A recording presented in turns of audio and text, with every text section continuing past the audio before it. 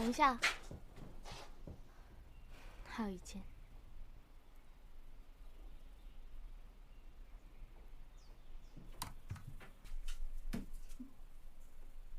门派去呀！表姐，拍谁？我马上找人来修。叫唔叫我等我给你叫。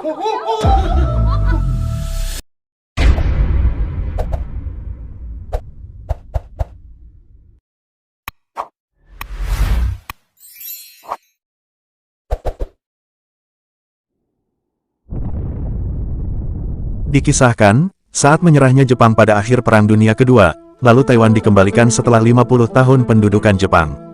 Setelah itu, pada tahun 1949, meletus perang saudara antara nasionalis dan komunis di daratan Cina. Saat itu Mao Zedong memproklamasikan Republik Rakyat Cina, lalu Chiang Kai-shek dan pemerintahannya menyingkir ke Taiwan, dan mendirikan pertahanan di lepas pantai Kepulauan Penghu, Quemoy dan Matsu. Setelah berbagai upaya serangan yang diluncurkan Cina terhadap Taiwan yang bertujuan untuk menjadikan Taiwan berada di bawah kepemerintahan Republik Rakyat China, lantas Taiwan yang menolak itu, dan akhirnya memberlakukan wajib militer kepada semua anak-anak muda dari negaranya, dengan rencana peluncuran serangan balik terhadap tekanan yang diberikan oleh Cina. Singkat cerita, pada tahun 1969, di awal scene diperlihatkan sebuah kapal pengangkut, yang membawa sejumlah anak muda yang telah dikenai wajib militer telah mendarat di pesisir pantai Quemoy. Mereka hendak diseleksi untuk ditempatkan di bagian divisi yang berbeda-beda, sesuai dengan spesifikasi dan kemampuan masing-masing. Diperlihatkan, seorang lelaki dengan spesifikasi kelas A, dan tidak bertato yang bernama Pao. Ia dipilih untuk mengikuti pelatihan khusus menjadi pasukan elit naga katak yang dilatih langsung oleh Sersan Mayor Chung Hyun-sa. Terlihat Pao disuruh berjalan meninggalkan barisan. Ia menoleh pada teman satu akademisnya yang bernama Chung Hua-sing. Awalnya mereka berharap ditempatkan di divisi yang sama, namun mereka justru menempati divisi yang berbeda. Scene beralih ke tempat Pao. Terlihat seluruh peserta didik yang akan dilatih telah berbaris di bibir pantai. Lalu tiba-tiba terdengar suara ledakan. Sontak, Pao dan peserta lain yang mendengarnya terkejut dan langsung merunduk dan menutup telinga mereka. Pelatih yang melihatnya, lantas menenangkan mereka. Pelatih berkata, pasukan Cina hanya melancarkan serangannya di hari-hari aneh yang terdiri dari 15 pemboman setiap bulannya. Ya, 15 pemboman di setiap bulannya. Gila bener Cuk. Terlihat pelatih yang masih bicara, lalu tiba-tiba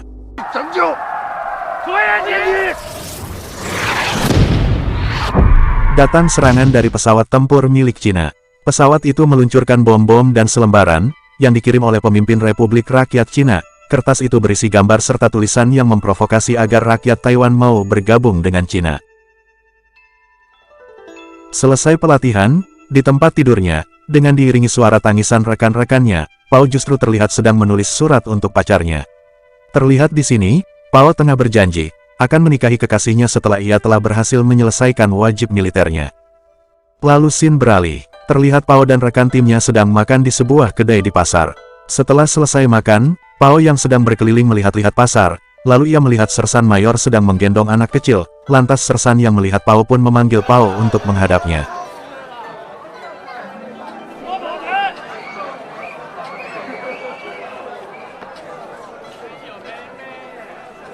Pao yang mengira Sersan akan menghukumnya, ternyata di sini Sersan hanya ingin meminta bantuan kepada Pao untuk mengantarnya menggadaikan jam tangan milik Sersan di sebuah toko.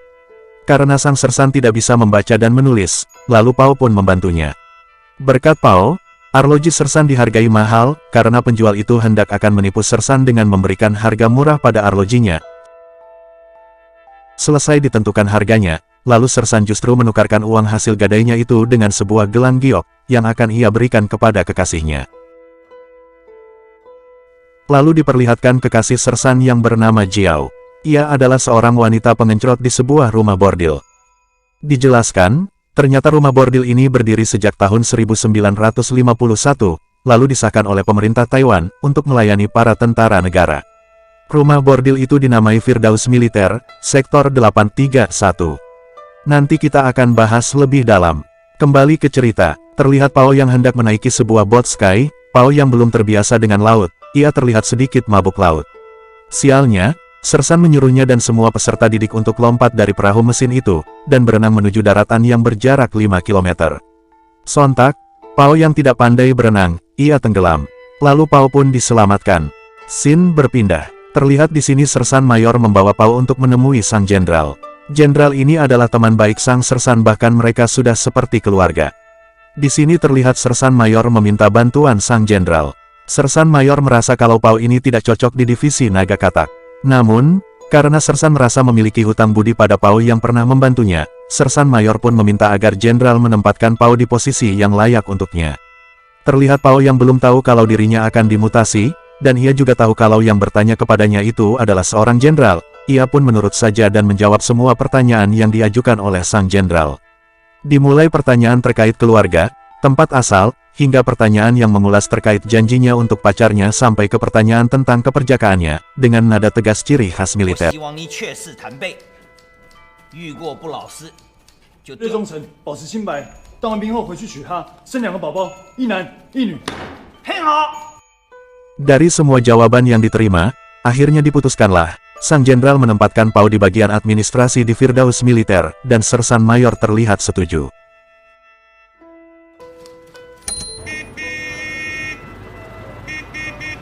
Scene berpindah. Terlihat Pao yang sedang menuju tempat kerjanya yang baru. Plang yang bertuliskan, melayani angkatan bersenjata, meningkatkan moral. Di gerbang gedung itu, Pao yang masih belum tahu itu tempat apa, lalu ia pun dipanggil oleh sang direktur Chou Qingwei. Terlihat mereka masuk ke dalam gedung itu. Diperlihatkan, prajurit sedang mengantri. Lalu senior Yung, dia adalah administrator tempat itu dan akan menjadi senior dari Pao. Lalu sang direktur menyuruh senior Yung untuk menjelaskan mekanisme kerja di tempat itu pada Pao. Dijelaskanlah di sini, anggota militer yang sedang mengantri tersebut, sedang mendaftar untuk melakukan pengencrotan dengan wanita-wanita yang sudah disediakan di tempat itu. Memilih gambar wanita, lalu Pao menulis nomornya dan memberinya tiket lalu mempersilahkan mereka menuju kamar wanita pilihannya. Transaksi yang digunakan di tempat itu berupa tiket. Para wanita akan dibayar dengan 10 tiket untuk durasi 15 menit. Durasi itu akan ditandai dengan sebuah lampu yang disediakan di luar kamar. Jika lampunya menyala, artinya kamar sedang dipakai, dan jika lampunya mati, artinya mereka sudah selesai, dan siap dimasuki nomor antrian berikutnya. Para wanita itu digilir terus-menerus setiap hari. Namun, para wanita tersebut diperlakukan seperti ratu di tempat ini. Diawasi dan diperhatikan kesehatannya, diberikan perawatan tubuh dan kecantikan, diberi makanan enak, lalu diajak pergi ke tempat rekreasi untuk meningkatkan mood mereka setiap bulannya. Kembali ke cerita, terlihat wanita gemuk bernama Peach dari kamar nomor 5, dan wanita sedikit tua bernama Cher dari kamar nomor 15. Mereka terlihat sedang bertengkar, karena Cher merasa kalau Peach telah merebut para pelanggannya. Mereka berdua adalah kepala geng dari masing-masing anggotanya dari para wanita di tempat itu. Saat mereka berdua bertengkar, maka para wanita lain akan ikut bertengkar membela masing-masing pemimpin gengnya.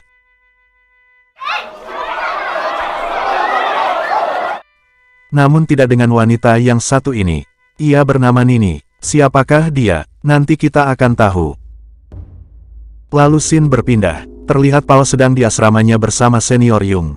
Yung memberitahu Pao, belilah sabun dan parfum lalu berikan pada Cher dan Peach. Kalau kau tidak memperlakukan mereka dengan baik, maka mereka akan membuatmu menyesal. Lalu Pao mengiyakan perkataan seniornya.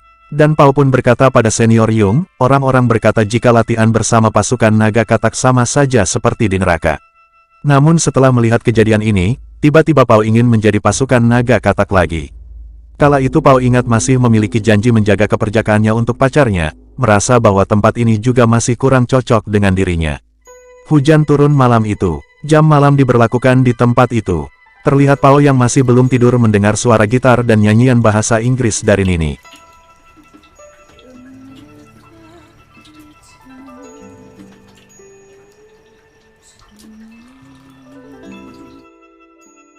Malam berlalu. Scene beralih. Tugas pagi dilakukan Pao yaitu membersihkan semua kamar para wanita pengencrot dan mengurusi segala kebutuhan mereka. Terlihat Pao hendak membersihkan tempat tidur salah satu wanita pengencrot. Diperlihatkan, Jiao, kekasih Sersan Mayor Chung Hyun-sa, Jiao terlihat menggoda Pao dengan cara membuka celana dalamnya di depan Pao agar Pao juga bisa membersihkannya.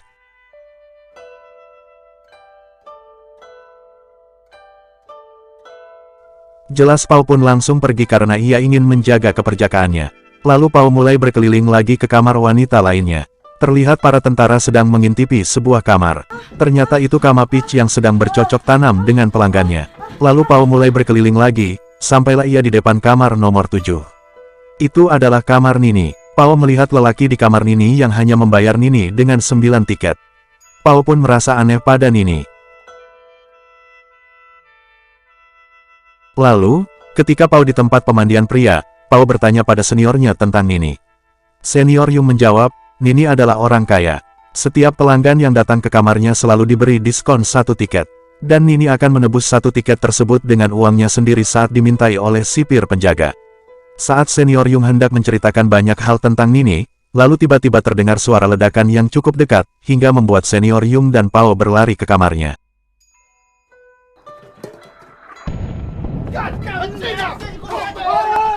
Di tempat lain, terlihat sang jenderal sedang memberitahu Sersan Mayor tentang rencana pernikahan. Ternyata jenderal adalah teman satu kampung sang Sersan Mayor dan meminta Sersan Mayor Chung Hyun-sa untuk mengantar mempelai wanitanya di resepsi pernikahan jenderal nanti. Scene beralih, diperlihatkan kembali, Chung Hua Hsing, teman Pao saat di akademis, sedang dipaksa seniornya untuk memasuki kamar wanita di Firdaus militer. Dijelaskan di sini, Chung Hua Hsing telah ditetapkan di divisi perlengkapan militer. Pao yang melihat temannya ada di tempat ia bekerja, ia pun mendatanginya. Chung Hua Hsing adalah lelaki culun. Kedatangannya ke Firdaus militer sempat membuat Pao curiga. Setelah sedikit berbincang, akhirnya Pao mengetahui kalau Chung Hua Hsing selalu mendapat perlakuan buruk dari senior-seniornya. Chung berkata, ia dipaksa datang ke Firdaus militer oleh seniornya meminta Chung untuk mentraktir mereka bercocok tanam. Maka Chung akan bebas dari bulian. Namun ternyata itu semua omong kosong. Chung justru diperlakukan lebih tidak baik oleh seniornya.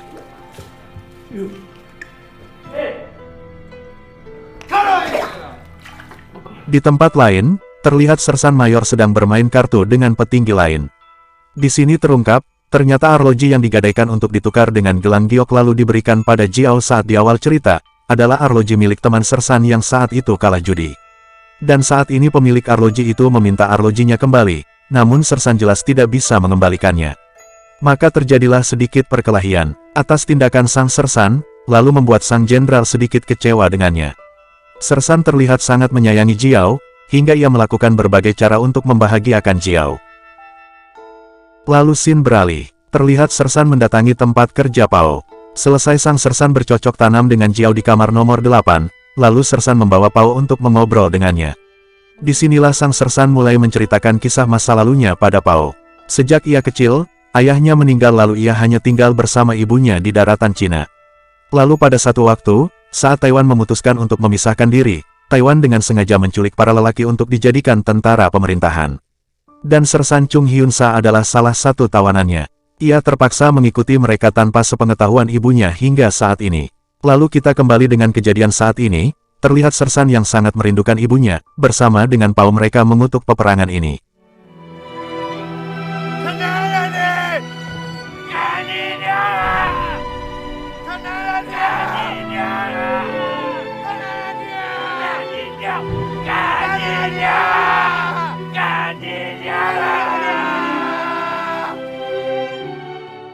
Hari itu pun berlalu. Terlihat Pao sedang di kamarnya, lalu ia mendengar suara gitar dan nyanyian dari Nini.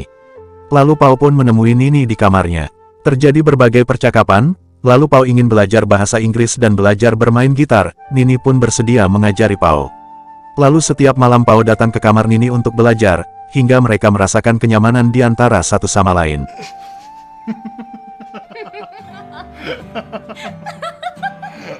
Scene beralih. Terlihat Pao yang mencoba membuatkan sebuah surat ungkapan. Surat itu ditunjukkan Pao pada Sersan untuk dikirim pada ibu Sersan atas kerinduan Sersan terhadap ibunya. Namun Sersan tidak percaya surat itu bisa sampai ke tempat ibunya yang berada di Cina. Menurutnya itu sangat mustahil, karena saat ini mereka sedang berada di kubu yang berbeda. Namun Pao mencoba membujuk Sersan. Pao mengatakan kalau ayahnya adalah orang penting di daratan Cina, ia tahu caranya mengirim surat itu ke Cina. Akhirnya Sersan pun mencoba percaya pada Pao dan meluapkan seluruh isi hatinya untuk ibundanya di surat itu.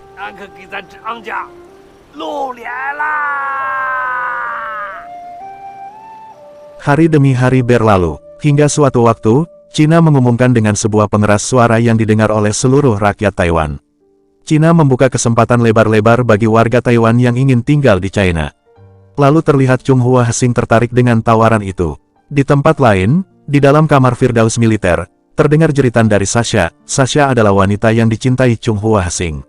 Wanita itu histeris dan mengaku akan disodok boolnya oleh pelanggannya.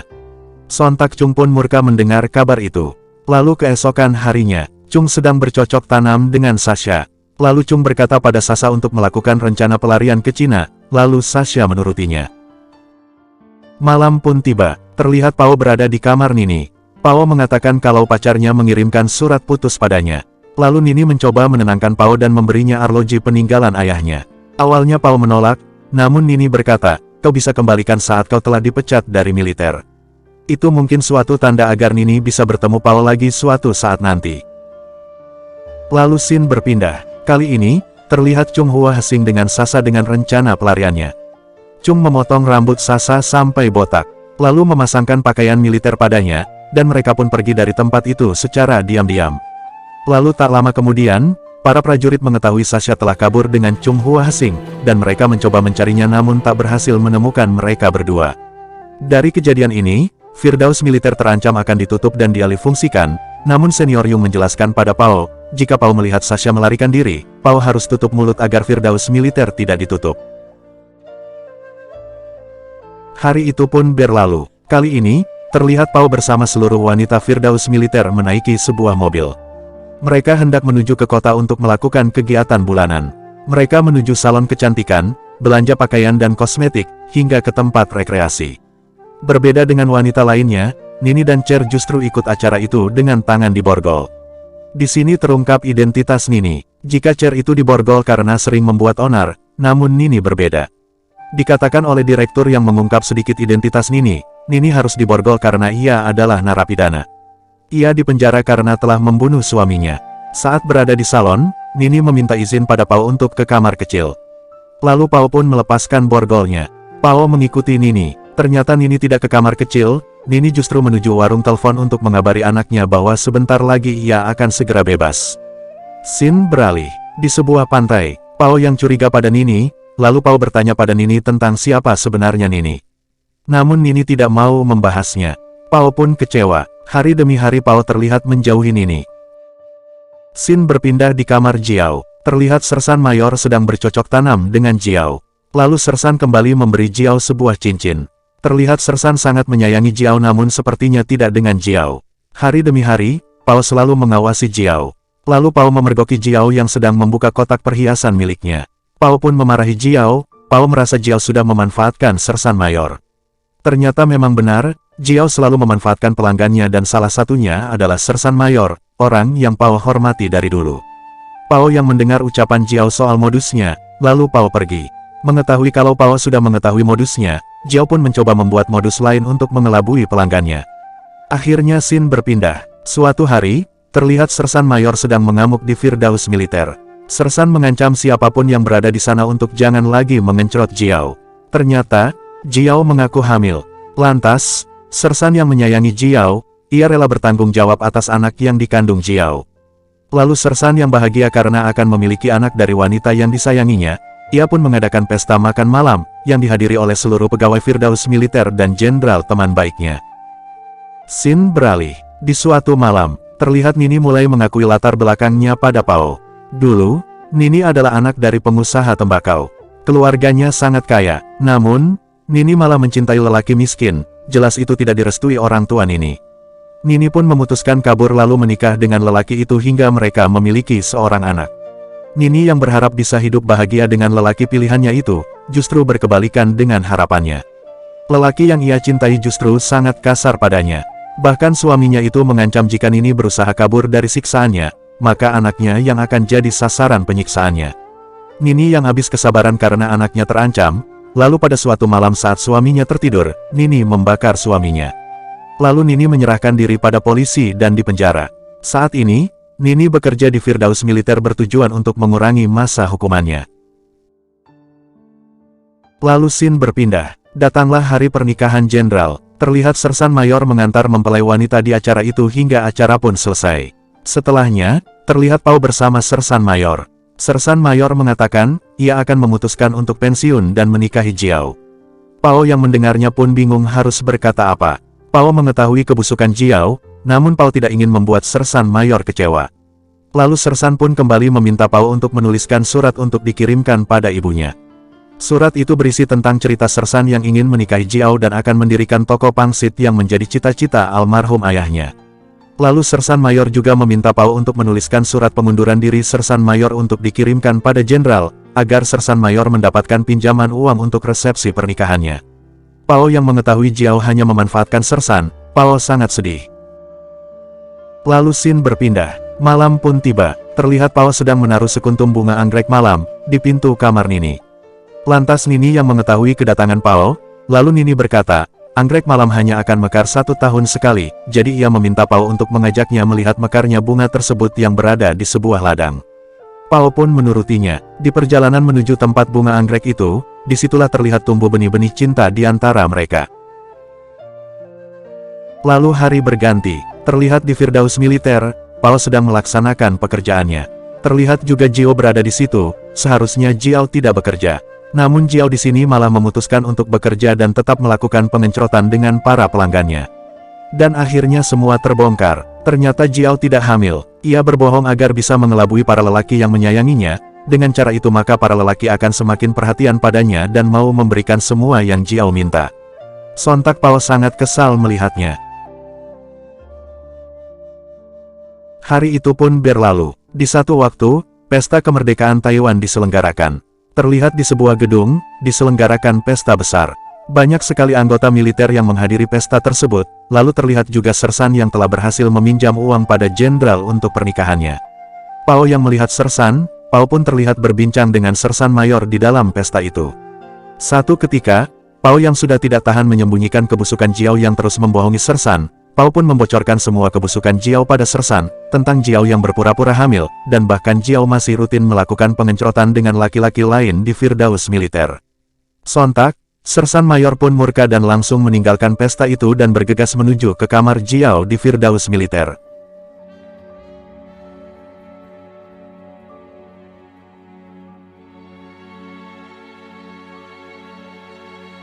Lalu scene berpindah ke Firdaus militer.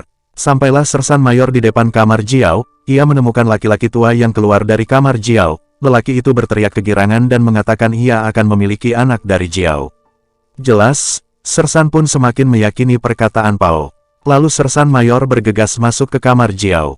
Saat Sersan mencoba meyakinkan Jiao tentang keseriusannya ingin menikah, justru Jiao malah seolah meledek Sersan Mayor yang telah tertipu olehnya. Lalu Jiao juga terus mencela Sersan, bahkan Jiao sempat mencela ibu sang Sersan.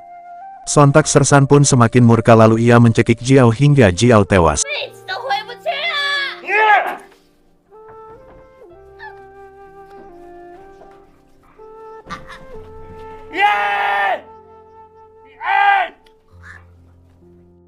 Diungkap di sini, ternyata Jiao adalah wanita yang dicintai Sersan Mayor sejak saat ia kecil dulu. Jiao hidup di kampung sebelah dan sama-sama pengembala kambing pada saat itu. Dan ternyata, ibu dari Sersan Mayor juga telah menjodohkan mereka sejak mereka kecil. Itulah yang jadi alasan kuat kenapa Sersan Mayor sangat ingin menjadikan Jiao istri. Dari kejadian ini, maka Sersan Mayor yang saat itu hendak akan diangkat menjadi jenderal, harus menerima kenyataan pahit. Ia pun dipenjara dan terancam hukuman mati. Scene beralih. Terlihat Pao yang sedang menangis ditemani Nini di sampingnya. Pao sangat menyesal, karena ia telah mengatakan kebohongan Jiao pada Sersan, hingga terjadilah insiden pembunuhan tersebut. Di sini juga Pao mengakui pada Nini, kalau selama ini ia telah membohongi Sersan tentang ayah Pao yang bisa mengirimkan surat. Ternyata selama ini surat yang dibuatnya untuk ibu Sersan, hanyalah kebohongan. Surat itu tidak pernah benar-benar dikirim pada ibunya dan justru surat itu Pao sembunyikan di lemarinya.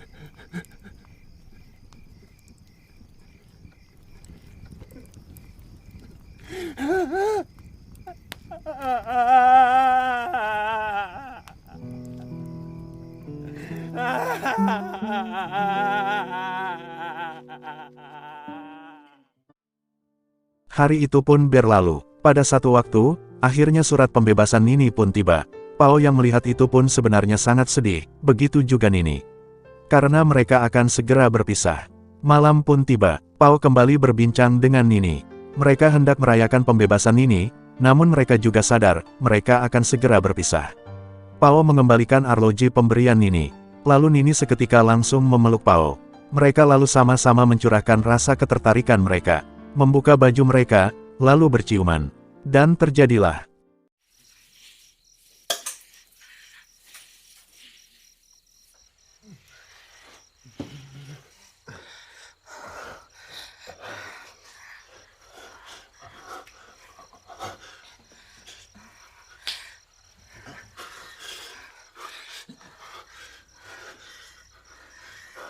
Sayang sekali, baru sampai di depan lubang, belut Pao justru tidak mau memasuki lubangnya. Pao mengatakan, ia akan menyimpan kesuciannya untuk masa depannya sendiri. Lalu Pao kembali memakai pakaiannya dan meninggalkan Nini yang sudah telanjang itu. Tibalah hari pembebasan Nini. Pao yang melihatnya, karena kejadian semalam, terlihat Pao tidak berani menemui Nini untuk mengucapkan selamat tinggal.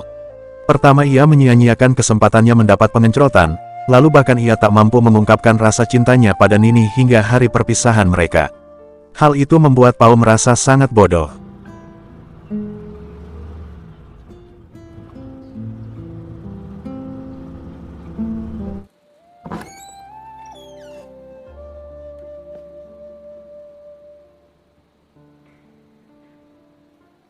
Lalu Pao pun melampiaskan rasa frustasinya itu dengan cara mengencroti semua wanita yang ada di Firdaus Militer.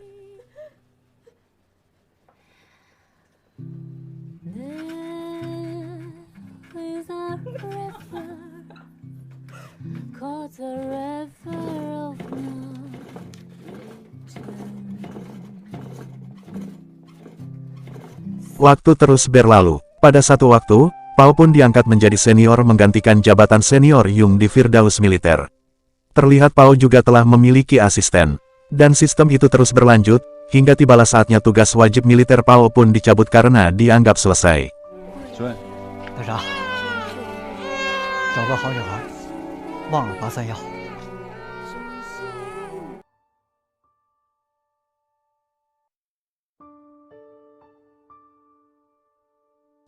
Lalu Pao dipulangkan ke kampung halamannya. Tak lama setelah itu, pada tahun 1990 ketegangan berkurang, dan pemerintah menyelidiki tentang penyalahgunaan hak-hak wanita, maka Taiwan secara resmi menghentikan pelacuran militer dan menutup Firdaus Militer di sektor 831. Film pun selesai. Tak dijelaskan akhir kisah cinta Pao dengan Nini. Namun setidaknya kita belajar, bahwa belut pun terkadang tidak memerlukan lubang. Sekian dari saya. Mohon maaf jika terdapat kekurangan di dalam penyampaian cerita. Silahkan ketik tanda seru notifi di kolom komentar untuk mendapatkan info update video terbaru dari kami. Bye.